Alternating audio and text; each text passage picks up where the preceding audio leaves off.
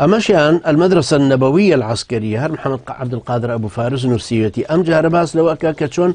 بيغمري خو عليه الصلاة والسلام لو سردمايا وكم مدرسة عسكري أماني نوسيون يعني شون مثلا بلين خطي شركاني شون بكارهنا شون خلشي ناردو زورترين نسبة بوي زورترين هوال كوب كاتوا برامبر بون من جيشي قريش كهاتون برو بدر خبري لما كوب يجيشتوا كاو كات عباس إمامي اللي بابو خالي الرازي به خبري بيجاندو كابراجي بكري كرتو بس سير روش جيشتو تمدينة هوالكي بيجاندو دوائي أو كسانك آويان هنا دوائي خوي سيدنا أبو بكر روشتون متابعيان كردو بوي بزانن جيشك جيشتو تشو كابراجي بيريان بيني وليان برسي والحصل وتفصيلات أنا طبعا ليرة أما بشويكي زور قورو مفصل باسي كاكتون بيغمر عليه الصلاة والسلام مدرسة عسكري بوا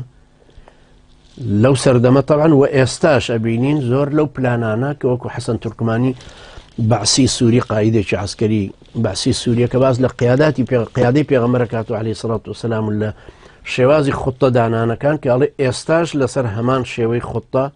قابلي أويكا عسكري كان بكاري بينه وشتيكي زور سيرة كباور بينا كراوة نرويج جيشي نرويجي حتى إستا اعتمادي لسر مدرسة عسكري إسلامي يعني شيء زور سير من خوب كبيستم طبعا لمحاميك ومترجمكي بيم سير وكشتي جواب تي بالي واي وهر نرويجي جنيه تي زوريني ولاتان لعالمها ام مدرسة عسكرية لزماني بيغمبر عليه الصلاة والسلام هر ناي مدرسة عسكري إسلامية هر واجه إخوان نشيان قوريو